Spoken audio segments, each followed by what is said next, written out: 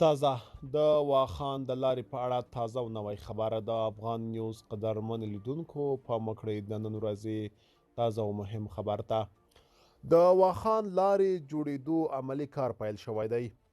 بدخشان کې د واخان لارې جوړېدو عملی کار پیل شوی دی.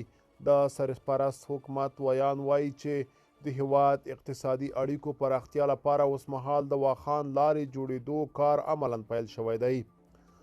ورته مهال د سوداګرۍ او پانګونې خونې مسؤلینو هم پرون له سرپرست حکومته وغوښتل چې ژر تر ژره دې د واخان لاره پر یوه ټرانزیټي مسیر باندې بدله کړي. د واخان مسیر چې له تاریخي پلوه هم له دې مسیر څخه د افغانستان او چین ترمنځ اقتصادي اړیکې پالل شوي، د خصوصي سکتور غړي یې له حکومت څخه یو ځل بیا د ترانزیټي لار په توګه د فعالیت غوښتنه کوي. ملګرو که تاسو هم د دې ویډیو په اړه څه نظر لرئ موږ سره په کمنټ کې ولیکئ. تر بیا ښه وخت، ښې چارې.